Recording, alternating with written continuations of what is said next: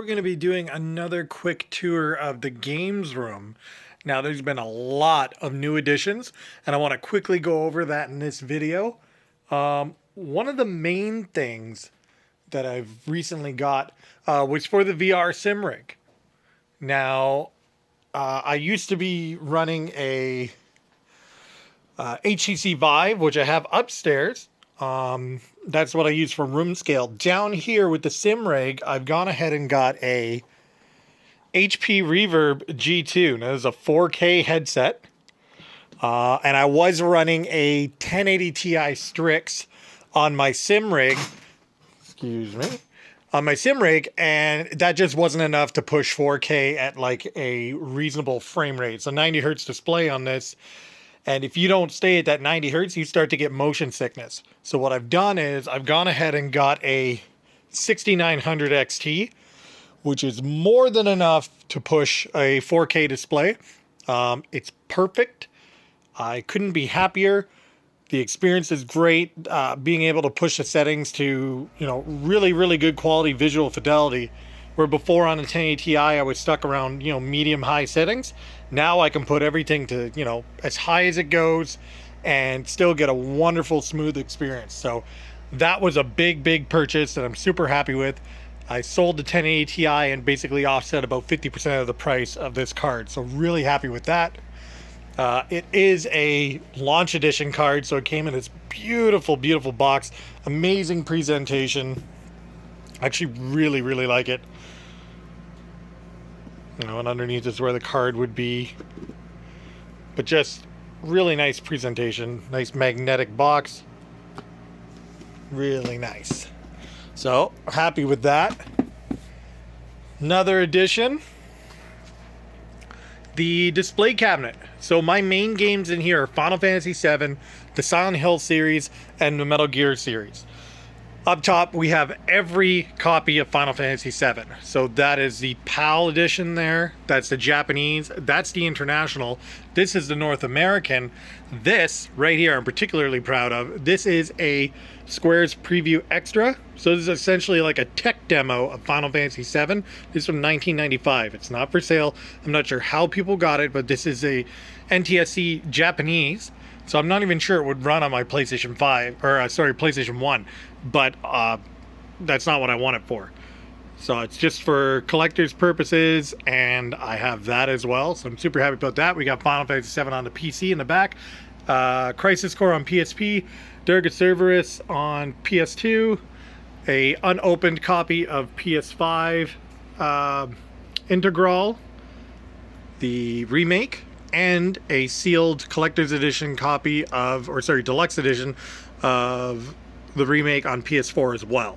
I bought that, prepaid for that before the pandemic. Came out in April. Everything was shut down, so I ended up buying it digitally. And then about a year later, I went to the store and picked it up. And so it's going to stay there unopened forever. Same with the PS5 copy. I did the digital upgrade for free on PlayStation 5 and bought a copy of that so I could have it as well. So it's all the Final Fantasy. Down here is Silent Hill. This is every Silent Hill game.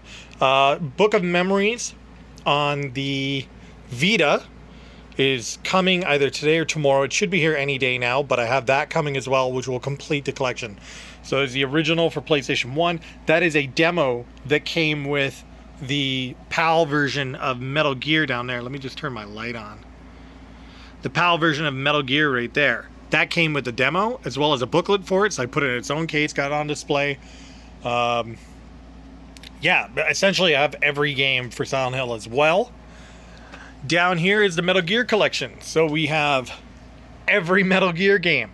So we got Metal Gear Solid on a Game Boy Color, VR missions. That is a sealed Snake Eater for 3DS. That is the premium package for Metal Gear 1. It was only available in Japan. This is a premium package for Metal Gear 2. Again, only available in Japan. Premium package for Snake Eater, Metal Gear 3, is going to be here today or tomorrow. So I'm excited about that. Twin Snakes, like every game, all of them. All of the Vita games, all of the PSP games, every version of Metal Gear Solid. So that's the PC version right there. That's the Japanese version, North American version. That's PAL, and that's Japanese version that came with VR missions. So it's the same as this one, only it includes VR missions as well. So that's every version of Metal Gear Solid. Down here we got the original Metal Gear for N6 or for NES. So for the original Nintendo, that is Metal Gear 2: Snake's Revenge. For the original Nintendo, those are both in the original boxes and are in protective cases. All of the HD collections, collector's editions.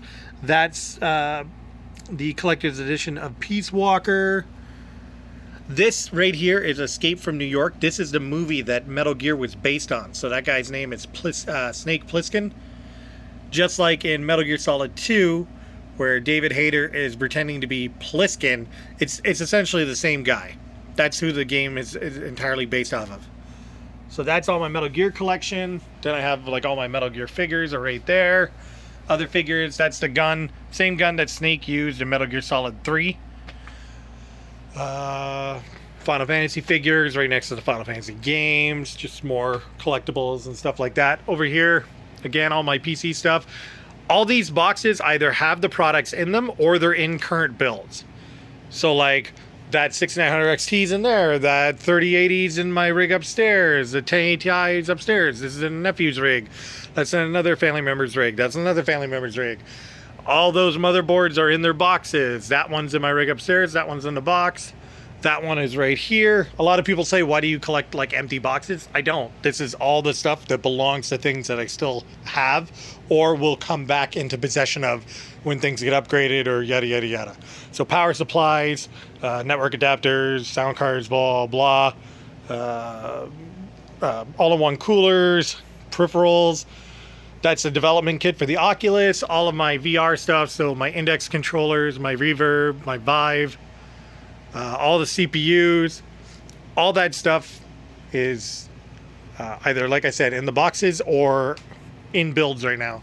All my water cooling supplies, my spare cases, that's my Tower 900, which is right there. I like that case, but I like my 900D a lot better, which is why I use it.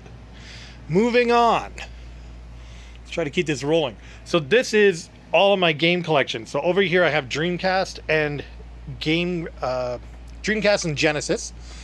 Down here is Game Boy Advanced and Game Boy DS. Over here is all my GameCube. There's all my 3DS. This is all Wii. Over here is Nintendo. I have 2 copies of Metal Gear, one that I play and one that's sealed. All of my all my Super Nintendo games, some more Game Boy Advance and regular Game Boy. There's all my N64 games, all my PSP collection, my relatively small Vita collection. I don't have very many. I'm trying to make it bigger. This is all PlayStation 1 right there. PlayStation 2 is all up here. All of these and all of those. Here is a Chrono Trigger box. So I got that right there. That's sealed inside of a protective case. My PSP, my Vita, all my PS3 games, more PS3 games up here. This is all PlayStation 4, PlayStation 5, all my handhelds, my 3DS, or new 3DS XL is upstairs because I'm currently playing Ocarina of Time on it. GameCube, some Wiis. This is a fully backwards compatible Wii for GameCube as well, and this one is a modded Wii. Then I have my N64 with Conker's Bad Fur Day. My Super Nintendo, currently playing Chrono Trigger, can't put it down. My regular Nintendo. Genesis, Dreamcast, my fat PS2 and my slim PS2. PlayStation 1, and my original Xbox. There's the Wii U gamepad. This is a Sony Wega Trinitron. I use this for all my retro stuff. The best way to play retro games is on an original CRT. There's no comparison. There's zero input lag. It's got the proper scan line, so you can use light guns with it.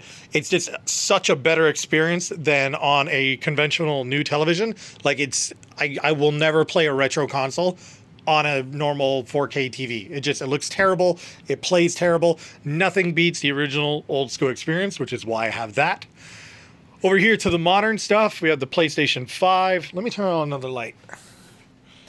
And then I can turn off this one. There we go. All right. Got the PlayStation 5 right there. Xbox One X, Xbox 360, PlayStation 3. My PS4 Pro is upstairs in the living room. We use that for Poker Stars or whatever. Rebecca likes to play poker, so that's upstairs.